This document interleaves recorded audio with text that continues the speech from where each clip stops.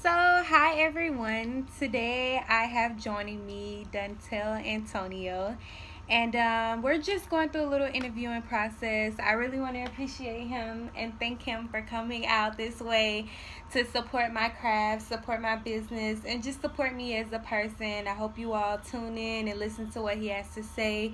He has great advice, motivation, experience, life changing stories that can be beneficial to everyone. So tune in and enjoy. So, How you doing? I am good. I am great. Um, Tell me what got you into filming. Um, really, I really don't know. I was going to the Art Institute of Atlanta for graphics, and I switched my major so I can actually make my graphics better. And they ended up giving me a camera in my packet, and dope. What was dope is I was the last four person in Art Institute history to ever get a camera in their packet. Wow. So it was like wow, and my camera ended up doing video, and I didn't know that. One of my homeboys, he was like, "Hey, can you shoot my video?" I'm like, "Huh?" And I went to do it, and I just went out there and I just fell in love with it. And this was 2012, and I really just never looked back. And I didn't understand that I was always gifted in English class, so I was always great with telling stories and going in depth and building, and it actually worked out perfect for me because when I think of a story with visuals anyway, I go left field and I try to go in depth and I try to have meaning and let it layer on top of each other, so have a solid foundation. So yeah, that's kind of how I got into this a little bit, and I'm just right now I'm at the point where it's like, okay, well, I'm trying to go into the film industry. So I already did well with the music video industry, and was able to deal with a lot of key players that's in the music game today. And I'm blessed for that. But now it's like I'm young, and I still want to take my journey to Higher places. Yeah, bigger heights, and and I look at it, ain't no limit. Okay. So let me ask you this. I know you said you were gifted in English. Let's go back to your childhood a little bit because I can remember things about myself that when we used to have story contests, I would be the most like artistic with my mind. Like I would go way beyond what the teacher would want. Express to me, how far you can go back in your mind in your childhood compared to now. What things stood out in your childhood that was like confirmation for you today that this is where you're supposed to be? Even thinking back, like I just wrote my first book. Okay. Yeah. Tell them about your book. It's called The Power of Overcoming My Environment. It's my life story, and I actually can remember all the way up to being 2. So wow. I just told my whole life story all the way up to like being 2, but before that too. But I personally remember 2 to now, so that can just tell you what type of memory I have. So my memory is like really, really sharp.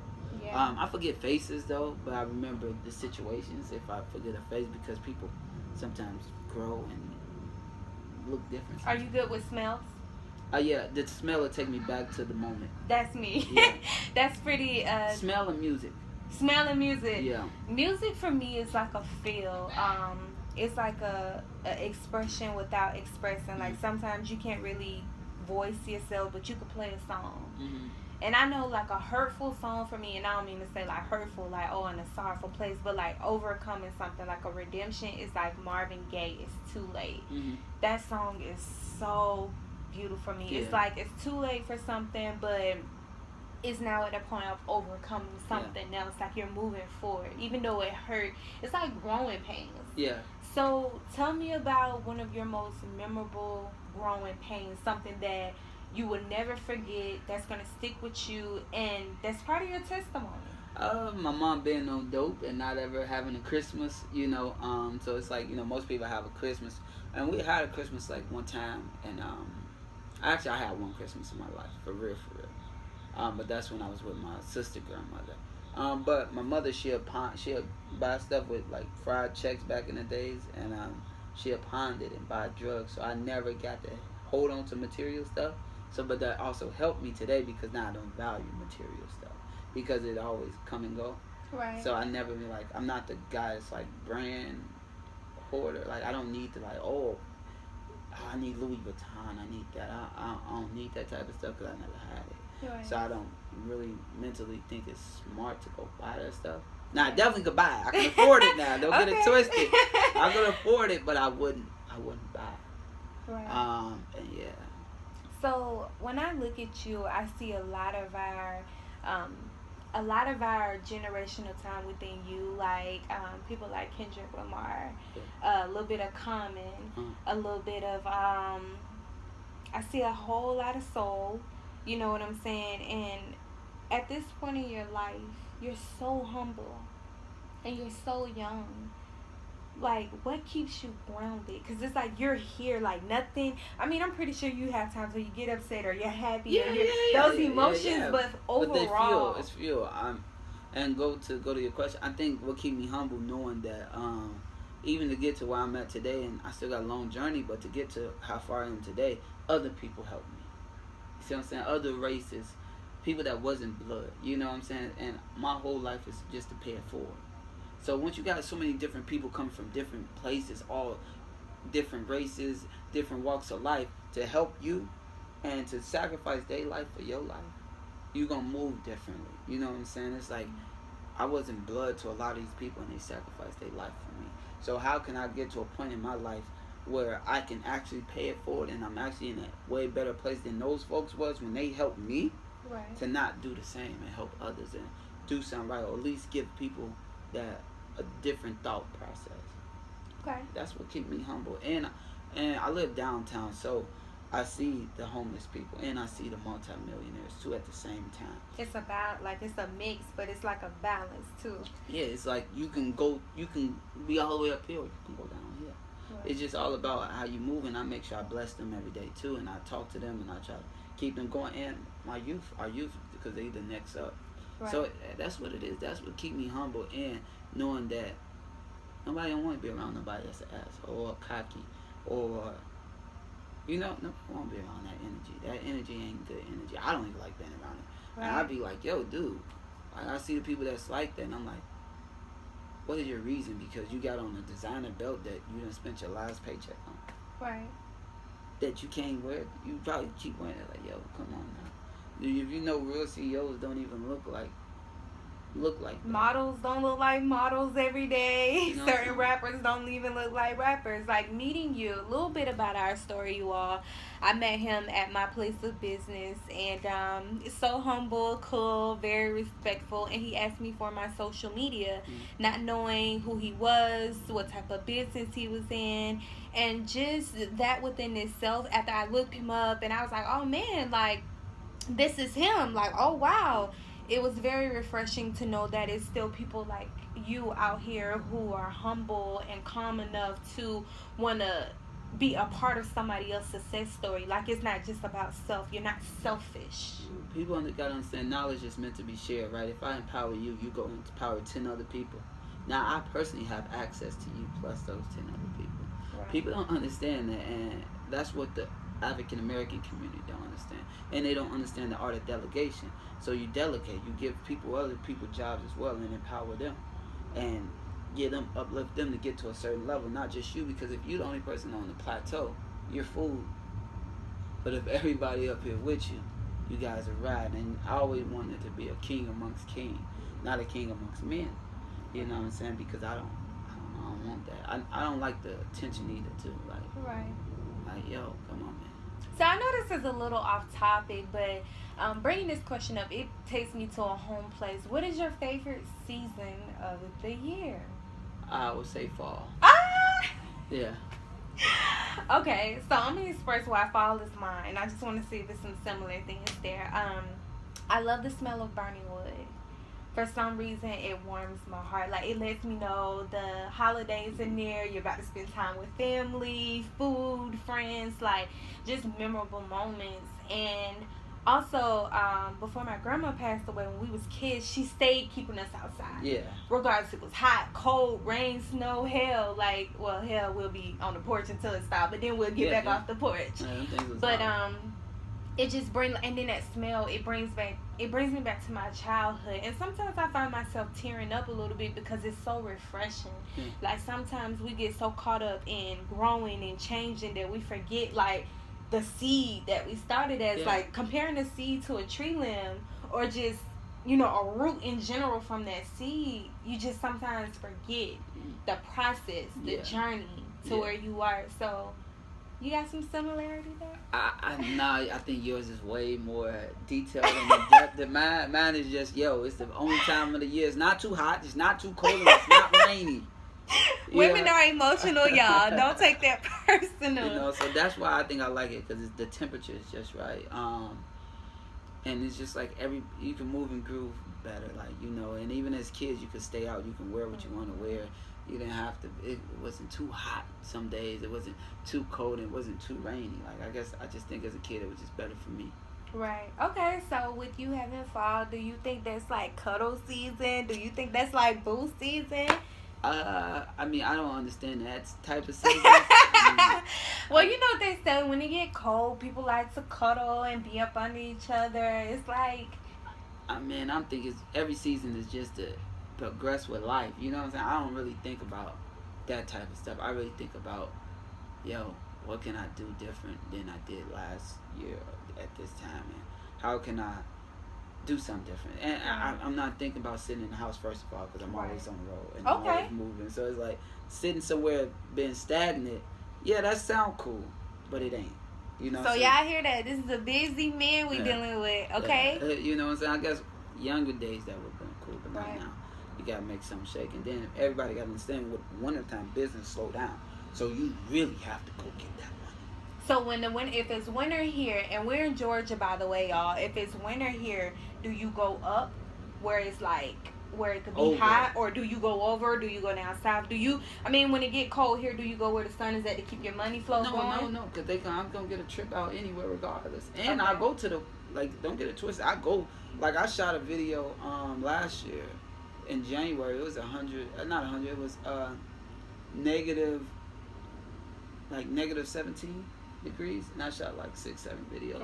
What were you shooting? Who was shooting? Music videos in Minnesota. I went to Minnesota, and I was trying to prepare myself, and to see if did I really want this. I caught the flu and all that, and damn near was frostbitten up, but I wanted to see how I wanted. So was it worth it? Definitely. And I also shot music videos in 110 degrees weather. You gotta be prepared, because what if I had to do a movie for 6-7 months in Antarctica or something like that, or Alaska or something? I have to be prepared for that. So I have to start training myself now, because I'm gonna do that. I'm gonna be like that. So I don't want to be like, it's just always hot while I'm shooting, because it's impossible. Right. So I'll get myself ready, and don't get it wrong. It's a good payday when I go out. So it's not me doing it for free or off the heart. No, it's a real payday. But it's me. So I want to keep our audience attention. So we're gonna wrap it up. But before we wrap it up, I want to know, tell us one thing that you want the world to know, that you want to stick with the world. That if you was to leave tomorrow, your words would be, titled by your name. This is what you stood for. Give us one good thing that'll stick with us.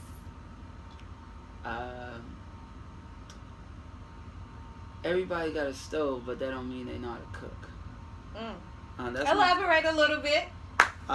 Tools. Your tools. It's not just also about your tools, it's about you. And it's the person operating the tools. And once you realize that, you can go further in life. People might oh, that's a good camera. No, that's just a camera. I can have this. You can have that camera, I can have that camera, and them over there can have it. We'll all come up with different things. Right. That's just a tool. It's about the person operating it. And people got to remember that, it's the person. And you can go wherever you want to go, and you can think wherever you want to think. You can hire whatever crew you want to hire, and you still can be excellent and great, and it'll feel different. But people don't understand that. And that's one thing I'm big on, because, I move around, I hire different people, I do different things, but I'm the brains. And I just want people to understand it's it's something big out there, and that by my name on that kid tried to change the world. He did change the world, because that's what I'm doing.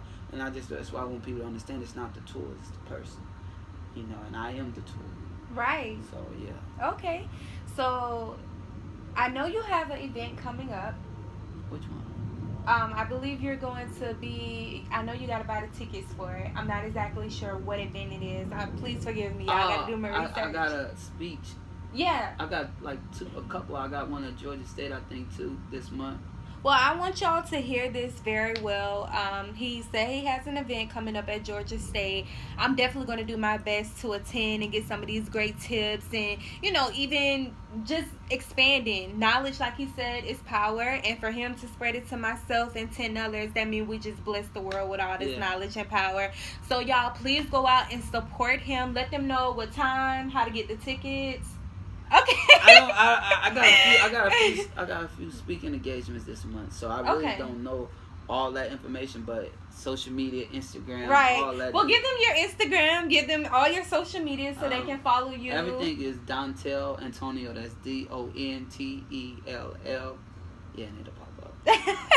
And it goes from there. Yeah. Well, you guys, this is her expressions, and I want to say first of all, thank you for having me. Just keep doing what you're doing and keep inspiring people and keep that energy and don't let nothing hold you down, and keep leveling up and nobody owe you nothing. So once you keep that mentality, nobody owe you nothing, you're gonna go far in life because you ain't gonna hold people up to no type of standards. You just gonna just go, and that's why I'm dope. It's dope to be on here with you, sitting down with you one-on-one. Yeah, this is gonna be one for the archives, and I'm grateful, beyond grateful. Just keep going, man. And me too. Like, I just like to support people that's doing something positive. It don't matter what sex you are, what race you are. If you're doing something positive, and even like you see my movie, it's just like it's about uplifting our people. It's uplifting people and helping them. And if you can have a platform to help people and speak to people, then why not? Right. And tell them the name of your movie. I just did a film called The Hopeless Journey. Of course, we just did 2 screenings that both sold out. That was amazing. I wasn't expecting that. Yes. And I just wanted to touch people, and I wanted to show people that you can do it the right way, and that's why I did that the right way. And of course, we about to gear up for. I'm about to go on tour right now, October 6th to November 29th with an artist named Black and Syrie. And but each state we go to, we'll be promoting the movie via radio and everything, because actually Syrie is the executive producer on the movie. And then from that we'll go to the tour, the film festival run. Okay. So we'll probably, I don't know when this come out or whatever, but we'll be traveling across America all 2018, competing with the film festivals. Yeah. So y'all hear that? It's still 2017, and plans are already made for 2018. All the way to 2020 for real, but yeah. All the way to 2020, so it's legit. Yeah. I appreciate your kind words and your advice. People say you can sit down and have a conversation with people and it's priceless, but advice is not free. I charge people for it sometimes. You know what? But the fact that, what I mean by that, like going into more detail, like your advice that was just given is not free. Yeah. And how it just blessed my life and made me whole and made me grow is because people don't always do things like this for people like me. They could be like, oh yeah, you got potential, you great smile, you're beautiful, you're gonna go far.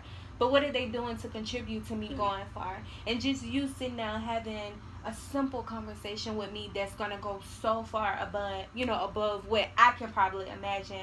I appreciate you. I'm grateful. Much prosperity, much blessings, and I'm going to be watching. I hope you all continue to watch his journey because it's not over. It's just getting started. And if you want to know more about this guy, please follow his social media, y'all. You just never know who you're dealing with. Be kind, be respectful, and always know thyself. Treat the janitor just like you'll treat the CEO, and you'll always be blessed because you should just be grateful to be in the building. In the building.